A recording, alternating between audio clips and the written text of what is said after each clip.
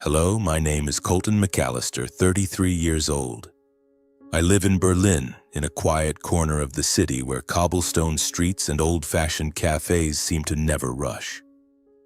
I work in the field of artificial intelligence research, a job that demands focus and patience, qualities I've honed during my years away from home. Home? What a strange word. My home used to be the sprawling fields of Colorado where cold winds swept through snow-capped mountains, but now it's a small apartment with windows overlooking the Spree River. I left Colorado 12 years ago at the age of 21, carrying a suitcase full of clothes and a heart heavy with wounds. Today, I'm returning. Not out of homesickness, but because my grandfather, the only person in the family who still tied me to the McAllister name, has passed away. I'm sitting on a flight from Berlin to Denver, gazing out the airplane window where fluffy white clouds drift lazily, like memories I've tried to bury. My grandfather, Earl McAllister, passed at 84, suddenly and unexpectedly, as if he chose to leave without troubling anyone. I can still hear his warm, gravelly voice, the way he sat in his old armchair in the mountain cabin, recounting stories of his youth when the McAllister family was just a small general store in Aspen before it grew into a real estate and hotel empire. He was the only one in the family who didn't see me as a failure. But now he's gone, and I'm returning to say my final goodbye. As the plane lands, I feel the biting cold of Colorado seeping through my thin coat. I didn't bring much, just a small backpack and a simple black suit for the funeral. Denver's airport is bustling, but I feel out of place amidst the crowd. A rental car is waiting, and I drive straight to Aspen, where the entire McAllister family is gathering at the estate, a grand mansion nestled in the valley, its glass walls gleaming under the sunlight as if flaunting the family's wealth. I don't want to be here. 12 years ago, when I left, my father, Dean McAllister, called me a quitter, a son who wasn't strong enough to carry the family name. My older brother, Troy, sneered and said I'd regret turning my back on the chance to be a millionaire. I didn't argue. I just wanted to escape the fights, the disdainful looks, and the pressure to live the life the family expected. But now, driving through these familiar roads, old memories flood back sharp as a blade. The McAllister estate looms before me, resplendent like a palace. Marble columns, intricately carved bronze statues, and a meticulously tended garden. All of it seems to scream that I don't belong here. I step out of the car, my breath forming white puffs in the cold air. My suit feels out of place among the expensive outfits of my relatives, who are already gathering at the gate. I recognize a few faces, aunts, uncles, cousins, known to me only vaguely through gossip and stories. They look at me whispering, and I can feel their scrutinizing gazes as if I'm an outsider. "Colton?" A voice cuts through, cold and sharp. I turn to face my father. Dean McAllister, 60 years old, still carries an air of authority with his silver hair slicked back and a perfectly tailored suit. His eyes meet mine, devoid of warmth. "I didn't think you'd show up." "I'm here to say goodbye to Grandpa," I reply, trying to keep my voice steady. My father's lips curl into a sardonic half-smile. "Say goodbye? Or did you catch a whiff of money?" His voice is low but cutting. "Don't think I don't know what you're after, Colton. You left for 12 years, not once checking in, and now you drag yourself back here. Don't even dream of getting a share of the inheritance." I don't respond. I'm used to the way he talks, the way he assumes everyone is driven by money and power. But his words still sting like an old wound reopened. I quietly step past him, entering the mansion. Inside, the air is heavy with the scent of lilies and hushed whispers. Relatives and guests cluster in groups, their lavish dresses and expensive wine glasses painting a picture of opulence. But all I see is pretense. "Colton," another voice, this time Troy, my older brother. He strides toward me, tall and imposing, his blonde hair slicked back with gel. His suit probably worth my month's salary. "The prodigal little brother returns," he says, his tone laced with mockery. "I bet you're here to see what Grandpa left you, huh? Don't get your hopes up. I heard he left you that mountain shack, no hot water, by the way." He laughs loudly and a few people around him chuckle as if I'm the punchline. I clench my fists in my pockets, fighting to keep my anger in check. I don't care about the will, I say evenly. I just want to say goodbye to him. Troy raises an eyebrow, clearly skeptical. Whatever you say, he shrugs, then turns back to his conversation with a group of guests. I stand there in the vast room feeling like I'm on an alien planet. The glances, the whispers. They all remind me I don't belong here. The funeral is held the next day in a grand hall adorned with white wreaths and photos of my grandfather. He looks dignified in the large portrait at the center of the room, his bright eyes and gentle smile just as I remember. I sit in the back row trying not to draw attention. My father and Troy stand at the front playing the role of perfect heirs, delivering eulogies about Grandpa that I know are hollow. They talk about the McAllister legacy and his vision, but no one mentions the mornings he spent with me on the cabin porch telling stories of his youth as a poor boy working tirelessly to build a family. When the ceremony ends, I stand before his coffin, placing a white daisy, his favorite flower, on the wooden lid. "Thank you," I whisper, my voice choking. "Thank you for always believing in me." I'm not sure if he hears me, but in that moment I feel like he's still out there somewhere, watching me with the same warm eyes as before. That night, I stay at a small hotel on the outskirts of Aspen, unwilling to remain in the stifling mansion despite my father's invitation, or rather his command. Lying on the bed, staring at the ceiling, my mind is flooded with memories of Grandpa. He was the only one who kept in touch after I left. His handwritten letters sent to Berlin, his brief Christmas calls, and the last time we spoke when he whispered over the phone, his voice frail but cryptic. "Colton, there are things in this family that aren't what they seem. If I'm ever gone, remember the mountain cabin.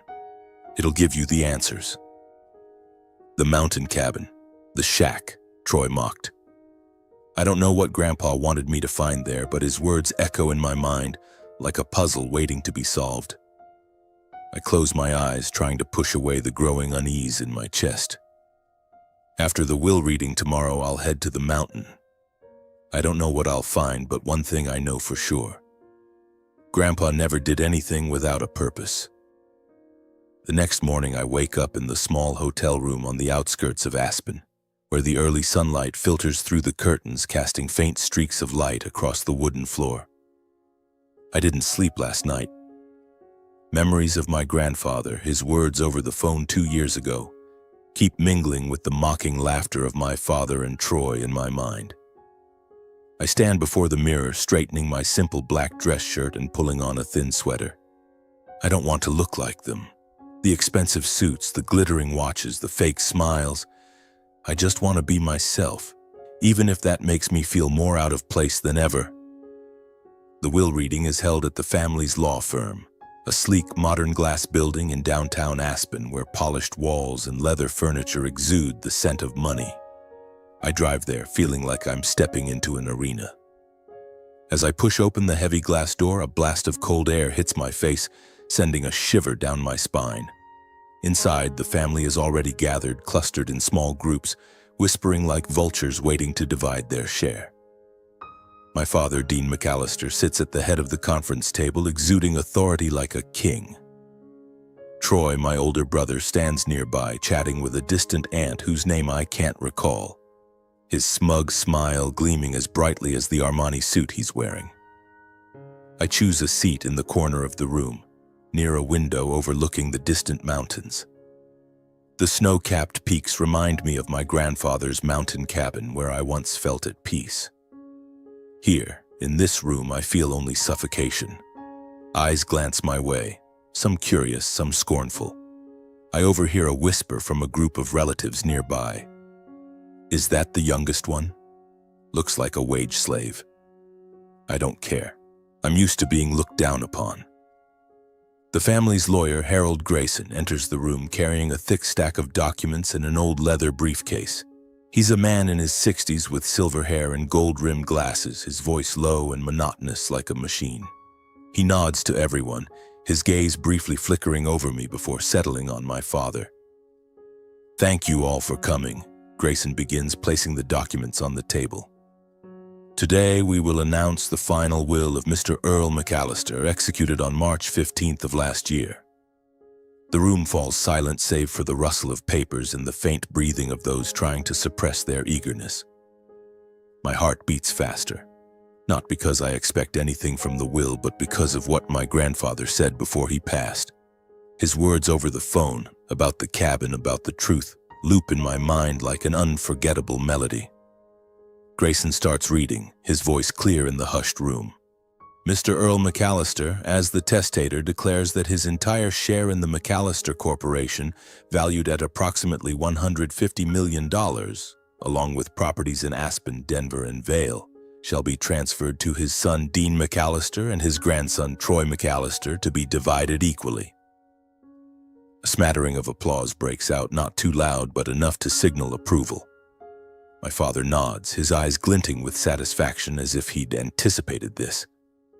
Troy's smirk widens and he turns to clap a nearby uncle on the shoulder, as if celebrating a major victory.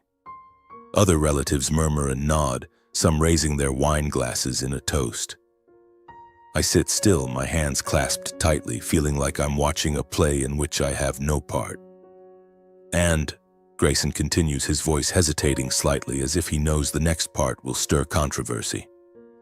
To Colton McAllister, Mr. Earl bequeaths the mountain cabin near the Wyoming border along with all its contents. The room erupts in laughter, not joyful but the kind of sharp mocking laughter that feels like a blade. It's as if the whole family had been waiting for this moment to unleash their disdain on me. An aunt, vaguely recalled as Uncle Roger's wife, speaks loudly enough for all to hear. "That shack's probably not even worth a used car." The laughter swells louder now, like a crashing wave. Troy turns to me, his grin radiant. "I told you, Colton. Grandpa left you the mountain shed. Planning to fix it up and open a hotel?" I don't respond. I just look at him, keeping my face expressionless. But inside, my blood is boiling, not because of the cabin, whose value I don't care about, but because of how they treat my grandfather's legacy, turning it into a joke. I remember summers at that cabin when Grandpa taught me to fish, to build a fire, to listen to the wind in the forest. That cabin wasn't a shack. It was where I felt loved, understood. And now it's the only thing he left me. Grayson clears his throat, trying to regain attention. "That concludes the main provisions of the will," he says, closing the documents. "If there are no questions, we'll end here." My father stands, adjusting his suit jacket. "No questions," he says coldly. "Thank you, Harold." He brushes past me, his gaze as if I don't exist. Troy follows, tossing me a haughty glance. The other relatives file out, leaving me alone in the vast room with Grayson. I stand and approach him. "Mr. Grayson," I say, my voice low but firm, "can I see the will?" He raises an eyebrow, slightly surprised. "Are you sure, Colton? It's quite clear already." "I just want to see it," I reply, keeping my voice steady. Grayson sighs and slides the documents toward me. I flip through the pages, my eyes scanning the dry text. Everything is as he read. $150 million, the properties and control of the corporation go to my father and Troy. The cabin goes to me. Nothing unexpected. But when I reach the signature page, my heart skips a beat. My grandfather's signature, bold and decisive, feels off. I'm no expert, but I've seen his signature countless times in the letters he sent me. This one, it looks slightly different, as if written by a trembling hand. Or am I imagining it? "Are you all right, Colton?" Grayson's voice pulls me back to reality. "I'm fine," I say, returning the documents. "Thank you." I leave the office, my mind reeling. On my way to the car, I hear Troy call out behind me. "Hey, Colton, if you need someone to fix that roof, give me a call. I know some cheap contractors." His laughter echoes as I don't turn back. I get in the car, slam the door, and drive off. On the way back to the hotel, I can't stop thinking about Grandpa's words. Only when they think they've won does the truth really matter. That sentence cuts through my mind like a knife.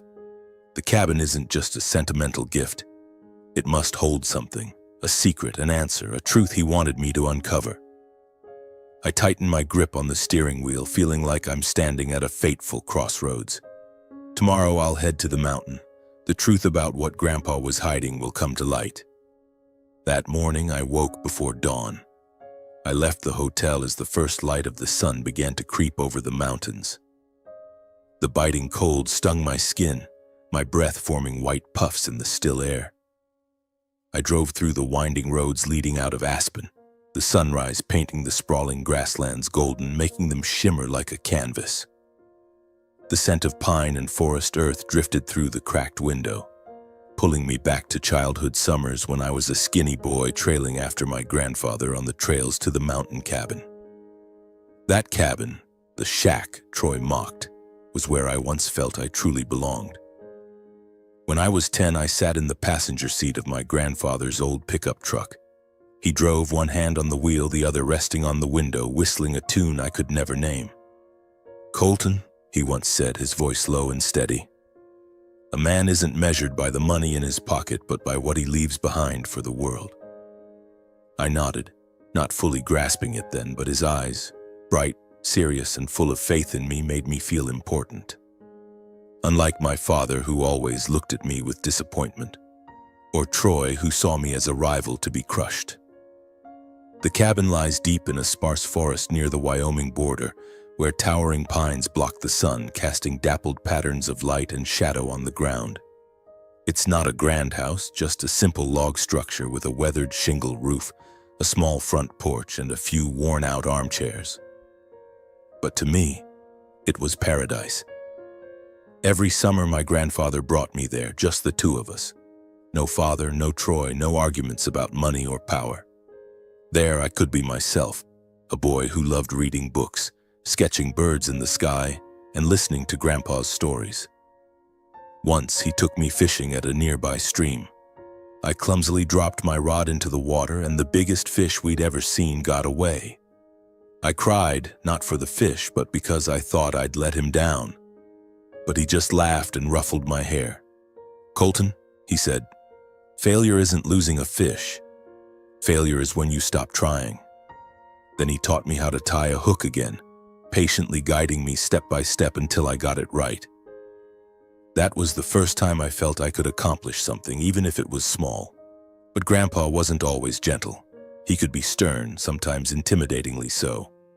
Once I tried climbing a tall pine to reach a bird's nest, ignoring his warning. I fell, scraping myself raw, and he didn't speak to me for the rest of the afternoon. That evening, he sat beside me on the porch, handing me a mug of hot cocoa. "Do you know why I didn't want you climbing that tree?" he asked. I shook my head, still scared. "Because I don't want to lose you, Colton. This family has lost too much to mistakes. I don't want you to be one of them." His words stuck with me, though I didn't fully understand them then. Now, as I drive the winding trails up the mountain, the sunrise filtering through the trees, I wonder what mistakes he meant. Grandpa never shared details, but I always sensed a shadow in his voice, as if he carried a burden no one else knew. I know the McAllister family isn't just a business empire. There are secrets, hidden corners that Grandpa kept locked away. And now, with him gone, I feel like I'm walking a tightrope toward a truth I'm not sure I'm ready to face. The road up the mountain narrows, flanked by towering pines standing like sentinels. The sunrise fades as I venture deeper into the forest where the canopy blocks the light. I stop at a small gas station where an elderly man sits behind the counter reading a newspaper. He looks up, eyeing me curiously. "Where are you headed so early?" he asks, his voice raspy. "Up the mountain," I reply, paying for a can of water and some energy bars. "The cabin near the Wyoming border." He raises an eyebrow.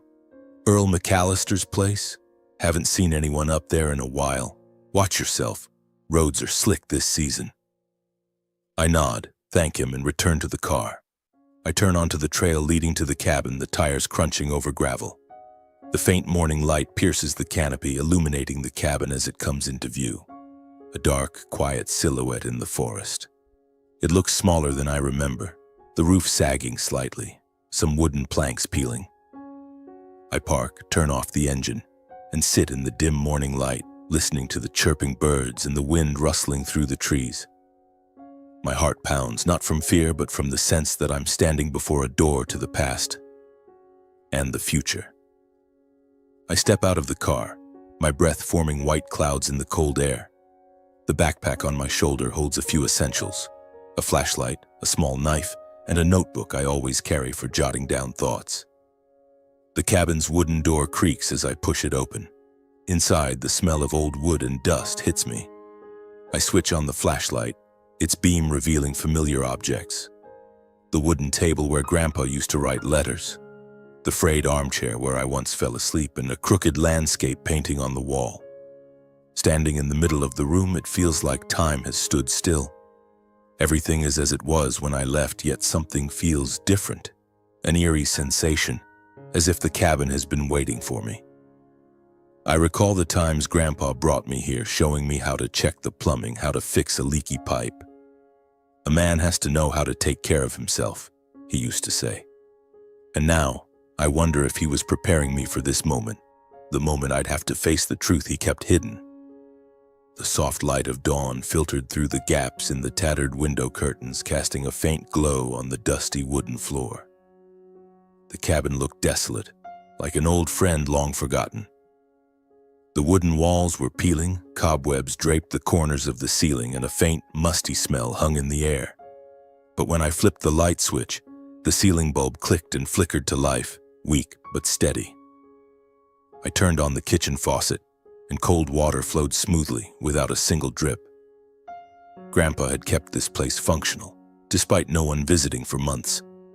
That only strengthened my conviction that he had prepared everything for this day.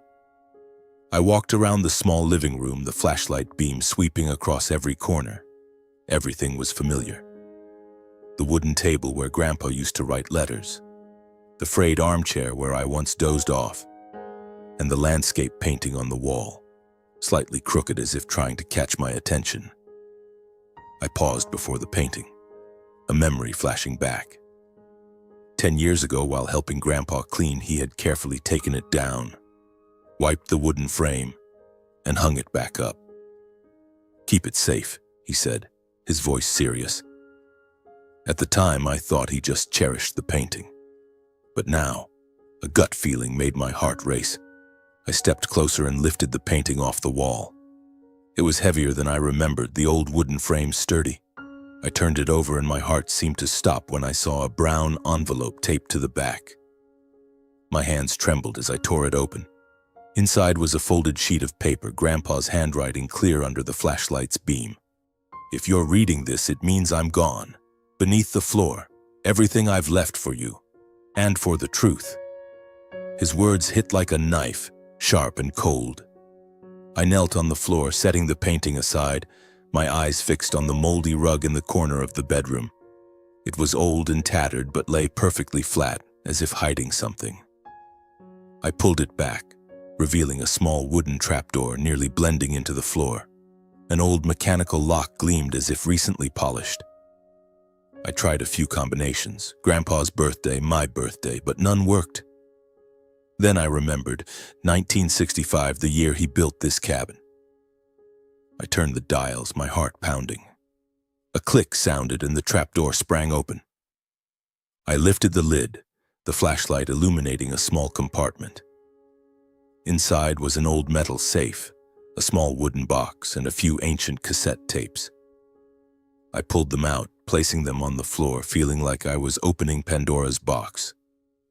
The wooden box held leather-bound journals filled with Grandpa's handwriting. Next to it was a thick envelope containing neatly stacked documents and a handwritten will, the ink fresh as if written just months ago. I opened the safe with the same code, 1965, and found a stack of confidential files, more cassette tapes, and a small USB drive. My heart raced so fiercely I could hear the blood rushing in my ears. I sat cross-legged on the floor, my hands shaking as I opened the first journal. Grandpa's words emerged, strong yet laced with pain. He wrote about the early days of building the McAllister Corporation, about fierce competitors, and then a secret that chilled me to the bone. In 1982, I made an unforgivable mistake. To save the company, I hired someone to eliminate Charles Hennigan, a rival threatening to destroy us. No one knew except Dean and Troy. They uncovered the truth 10 years ago and have used it to control me ever since.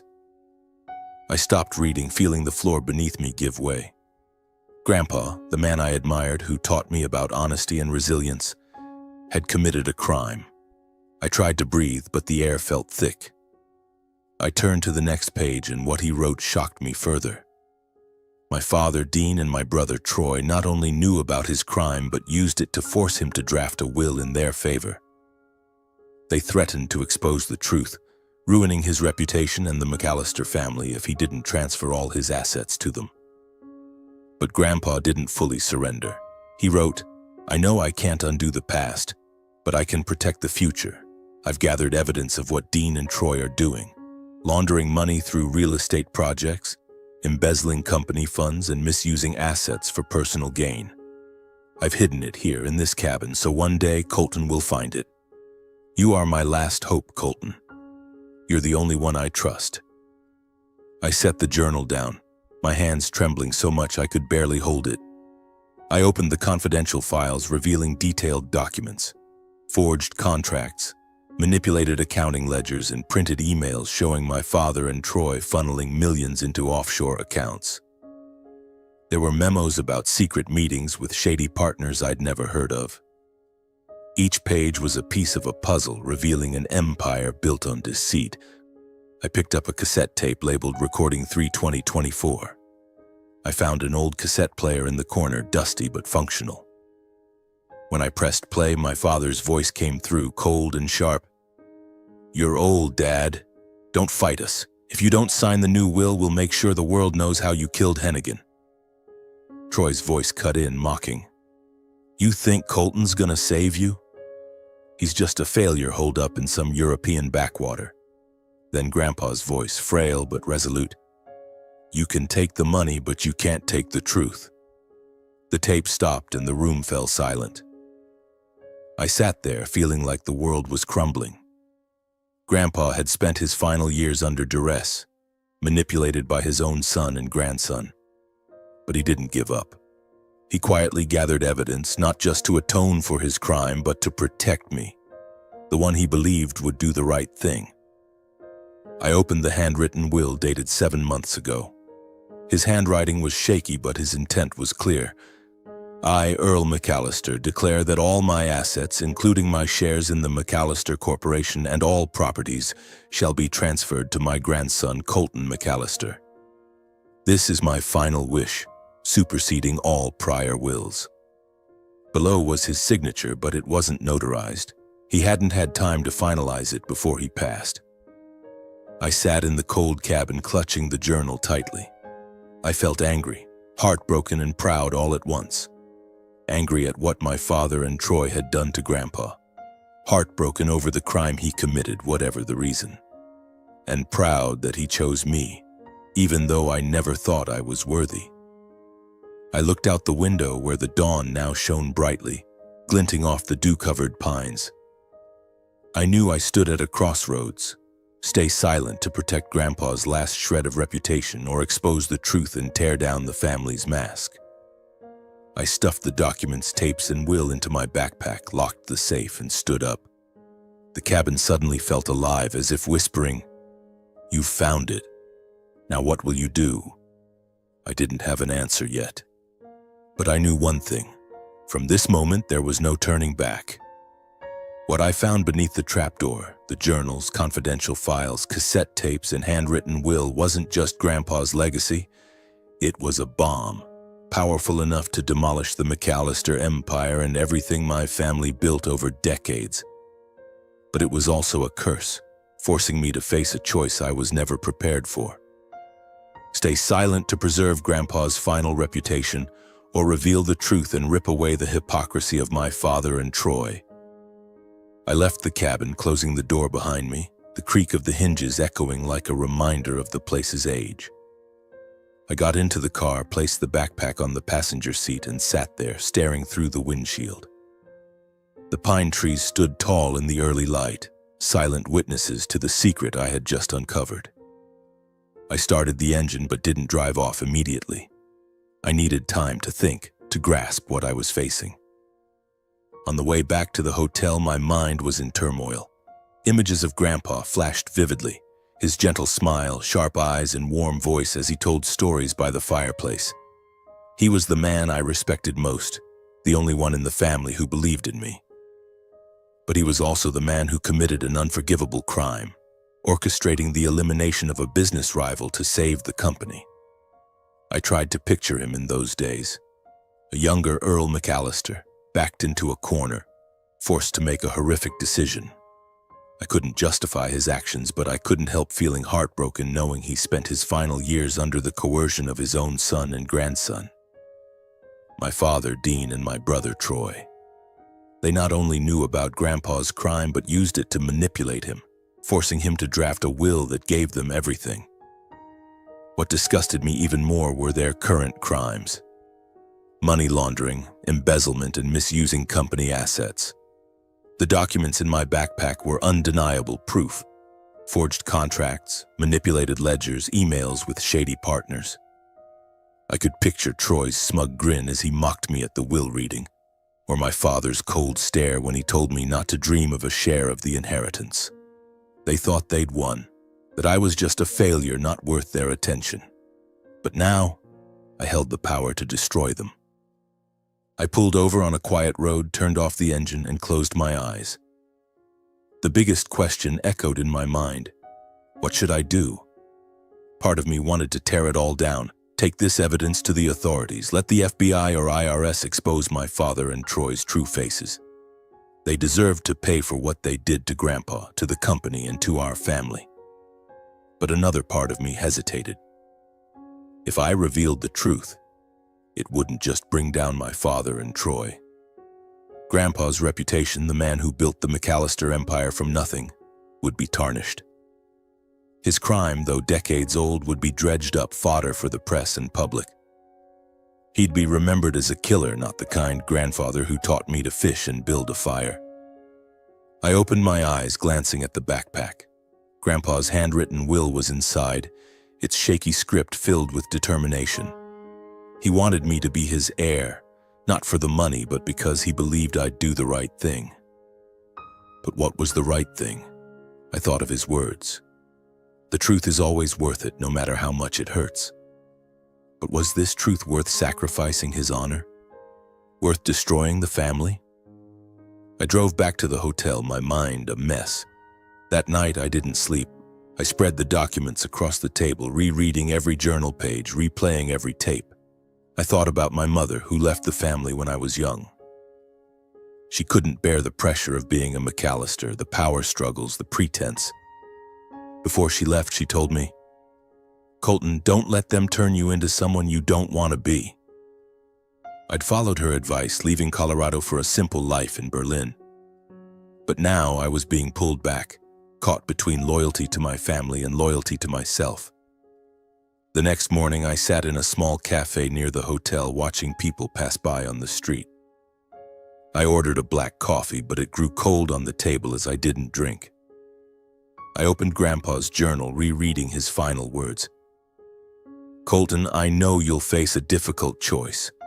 But remember, no one has the right to hold a man's past over him until he dies. If justice doesn't come from the law, it must at least come from you." Those words were like a flame, burning away my hesitation. I began to consider my next steps. If I exposed the evidence, my father and Troy would face criminal investigations. The company's shares would be frozen, the family's reputation would collapse, and the media would swoop in like vultures. But if I stayed silent, I'd let them continue living in their lies, their crimes unpunished. I thought of Grandpa, who lived his final years in torment, manipulated. He deserved to rest in peace, and the truth he left behind deserved to be heard. I picked up my phone and searched for a trustworthy lawyer in Denver. I found one named James, an experienced attorney. I called his firm and said I needed advice on a sensitive legal matter. James agreed to meet me the next day. That night I returned to the cabin. I wanted to stay there, where I felt closest to Grandpa. I sat in the armchair, opening his final journal. He wrote about me, about our summers here, about his belief that I'd do the right thing. "You're not like Dean or Troy," he wrote. "You have the heart of a truth seeker. Don't be afraid, Colton. Whatever you choose, I'm with you." I cried. For the first time since his death, I let the tears fall, not out of grief, but because I realized I could no longer run. I had to face the truth, no matter how painful. The next morning, I drove to the lawyer's office in Denver, carrying the backpack with all the evidence. James was a man with salt and pepper hair and sharp eyes. I told him everything about the will, Grandpa's crime, and what my father and Troy had done. James listened without interrupting, taking careful notes. When I handed him the documents and tapes, he looked at me, his voice serious. "Colton, are you sure about this? Once we send these to the authorities, there's no going back." "I'm sure," I replied, my voice steadier than I expected. "This is what Grandpa wanted, and it's what I have to do."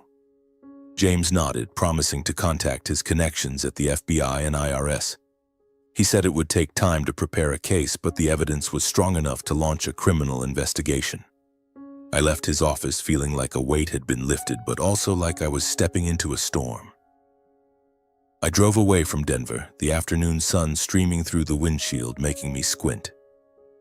The road back to Aspen felt familiar yet alien, as if I were no longer the Colton McAllister who left 12 years ago. In the backpack on the passenger seat, the documents, cassette tapes, and Grandpa's handwritten will seemed to whisper, reminding me that I had set something in motion that couldn't be stopped. I had chosen the path of truth, but I knew the cost would be steep. Not just for my father and Troy, but for the entire McAllister family, and perhaps for me. 2 weeks later, James called. His voice over the phone was calm, but carried an urgency he couldn't hide. "Colton, we've filed the case with the federal court. I've contacted a friend at the FBI, and they're launching a criminal investigation into your father and brother. The evidence you provided, especially the tapes and accounting records, is irrefutable. They'll soon summon Dean and Troy for questioning." I sat on a chair in the small hotel room, gripping the phone tightly. "What about the handwritten will?" I asked. James sighed. "It's more complicated. Since it's not notarized, it doesn't have immediate legal standing. But we'll use it to prove the official will was coerced. The recordings of your father and brother's threats are key. If the court accepts, the handwritten will could be recognized as your grandfather's true intent." I nodded, though he couldn't see. "Thank you, James. Do what needs to be done." A few days later, news of the lawsuit began to leak. An article in the Denver Post was headlined, "McAllister Empire Crumbles, Allegations of Money Laundering and Coerced Will." I wasn't surprised the media jumped on it so quickly. The McAllister family was an icon in Colorado, and any crack in our polished facade was prime fodder for the press. The article didn't mention my name, but I knew it wouldn't be long before they discovered I was behind the lawsuit. The McAllister Corporation's shares were frozen soon after the FBI opened its investigation. Business partners began pulling out, major contracts stalled, and the company's stock plummeted on the exchange. I read angry tweets on X where people called my family hypocrites and greedy crooks. Part of me wanted to flee back to Berlin to hide in my small apartment and forget everything, but I couldn't. I had gone too far to turn back. A week later, I got a call from my father. His voice over the phone lacked its usual cold arrogance. Instead, it was tinged with panic. "Colton, we need to talk. Now. At the estate. The whole family will be there." I knew this meeting was inevitable. I drove to the McAllister estate where I had last been for Grandpa's funeral. This time, there were no lilies or hollow eulogies. The air in the mansion was heavy, as if the entire building was bracing for the coming storm. As I entered the grand living room, all eyes turned to me. Aunts, uncles, cousins, and others I vaguely recognized from long-ago lavish parties. My father sat at the head of the table, his hair disheveled, his eyes bloodshot. Troy leaned against the wall, arms crossed, his gaze sharp as a blade. "Sit down, Colton," my father said, his voice trembling, stripped of its usual authority. I pulled out a chair and sat, keeping my face calm despite my racing heart. "What is this, Colton?" Troy spoke first, his voice a growl. "Who do you think you are, trying to tear down the family? You think you can destroy everything over some pathetic will?" "It's not a pathetic will," I replied evenly. "It's Grandpa's final wish. And what you've done, forcing him to sign the will, laundering money, embezzling, you can't hide it forever." My father slammed the table, making the wine glass in front of him rattle. "Are you trying to kill us all?" he shouted, his voice breaking. "Do you know what this will do? The company is collapsing. We'll lose everything, our wealth, our reputation, everything." "Why are you doing this, Colton? Out of hatred? Jealousy?" I looked straight into his eyes, feeling like I was staring at a stranger. "No," I said firmly. "I'm doing this for Grandpa, because he wanted the truth to come out. I'm doing this to return the truth to where it belongs." The room fell silent. An aunt, the one who mocked me at the will reading, spoke up, her voice trembling. "Colton, you can't do this. If you go through with it, the family will be ruined. Do you want us all on the streets?" I shook my head. "I don't want anyone on the streets, but I can't let what Grandpa left behind be buried. You forced him, threatened him, and now you have to take responsibility." Troy stepped forward, pointing at my face. "You think you're some saint? You're just a failure living in some European dump knowing nothing about this family. You have no right to judge us." "I'm not judging," I said, standing to meet his gaze. "I'm doing what Grandpa wanted. If you think money and power can hide the truth, you're wrong." I left the estate, ignoring the whispers and angry glares.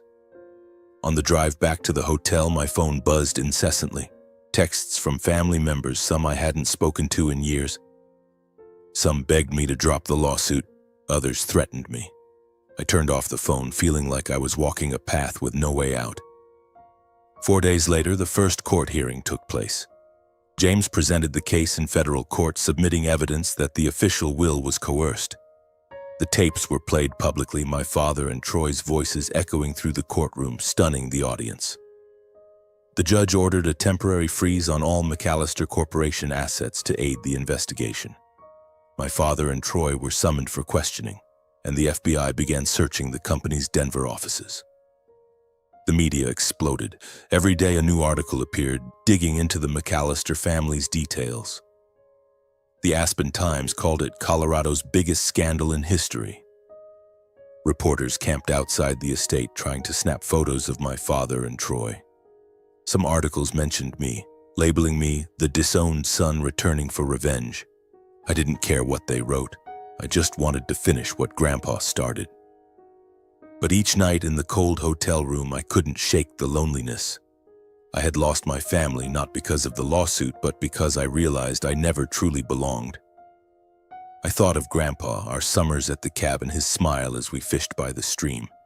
He believed in me and I was doing what he wanted. But why did I still feel empty? One morning, James called, his voice grave. "Colton, the FBI found more evidence in Troy's computer. The offshore transactions are bigger than we thought. Your father and brother could face prison time. You need to prepare yourself. This will drag on." I nodded, though he couldn't see. "Do what needs to be done, James." I hung up, staring out the window. Rain began to fall, droplets streaking down the glass, blurring Aspen's lights. I knew I had chosen correctly, but the cost of truth was heavier than I'd imagined. My father and Troy would lose everything: wealth, reputation, maybe even freedom. But I wasn't doing this to destroy them. I was doing it to free Grandpa, to let the truth he protected speak. I opened the backpack, pulled out Grandpa's journal and reread his final words. "Colton, you are my last hope." I closed my eyes, feeling as if he were here, his hand on my shoulder. "I'm doing the right thing, aren't I, Grandpa?" I whispered. There was no answer, but deep down I knew he would be smiling. The rain continued to fall outside the window, droplets sliding down the glass as if washing away the fragments of the McAllister family. I sat in the small hotel room in Aspen, Grandpa's journal open on the table next to a cold cup of coffee. 3 months had passed since I handed the documents to James, and everything had changed, not just for my father and Troy, but for me. The lawsuit was still ongoing, but what I had set in motion had shaken Colorado to its core. The McAllister empire, once a symbol of wealth and power, was now the centerpiece of sensational headlines and federal investigations. The final hearing took place on a chilly autumn morning. I sat in the back row of the federal courtroom in Denver, trying to avoid attention. My father and Troy sat at the front with their high-priced legal team. They didn't look at me, but I could sense their tension in every movement. My father's shoulders rigid, Troy's hands clenched as if trying to crush something. James, with formidable calm, presented the evidence. The tapes of my father and Troy threatening Grandpa, the forged accounting records and emails proving money laundering. But the centerpiece of the hearing was Grandpa's handwritten will, which, though not notarized, James used to prove the official will was coerced. The judge, a woman with sharp eyes, listened intently. When James played the final tape, my father's cold threat to expose Grandpa's crime, the courtroom fell silent. I saw my father's shoulders slump, as if he knew there was no escape. Troy was different. He maintained a defiant expression, but his eyes were lost, searching for a non-existent way out. After 3 hours of deliberation, the judge delivered a preliminary ruling. The official will was declared invalid due to clear evidence of coercion. Grandpa's handwritten will was recognized as his true intent, and I, Colton McAllister, was confirmed as the legal heir to his entire estate, including shares in the McAllister Corporation and all properties. The company's shares remained frozen while the FBI continued investigating my father and Troy for criminal charges, money laundering, embezzlement, and misuse of company assets. The judge ordered them not to leave Colorado until a final ruling. As I left the courtroom, I felt eyes on me, not just from lawyers and reporters, but from strangers outside. Some whispered, some snapped photos. I heard someone call me a family traitor, but I didn't care. I had done what Grandpa wanted. I had returned the truth to its rightful place. But this victory didn't bring the joy I expected. Driving back to Aspen, my mind was heavy. I thought of my father, his desperate look in the courtroom. I thought of Troy, once my brother, now a stranger. I thought of my mother, who left to escape this family's pretense. And above all, I thought of Grandpa, who placed his final trust in me, knowing the truth he left could destroy everything. I decided to return to the cabin one last time before leaving Colorado. When I pushed open the door, the smell of old wood and dust hit me, but this time, the cabin no longer felt mysterious. It was just a place holding memories of me, of Grandpa, and of summers long gone. I sat in the armchair, looking out the window where the pines shimmered in the autumn sunlight. I opened Grandpa's final journal, rereading his words. Colton, you are my last hope, not because you're perfect, but because you dare to face the truth. I closed my eyes, letting memories of Grandpa flood back. I saw him on the porch, telling stories of his youth, his mistakes, and his triumphs. He never wanted me to be a copy of him, my father, or Troy. He wanted me to be myself, a man who lived for the truth no matter the cost. A few weeks after the preliminary ruling, when the freeze on the company shares was lifted following confirmation of my legal inheritance, I began sorting through Grandpa's estate. I sold most of the McAllister Corporation shares, not because I didn't want to keep them, but because I knew the company was tainted by what my father and Troy had done.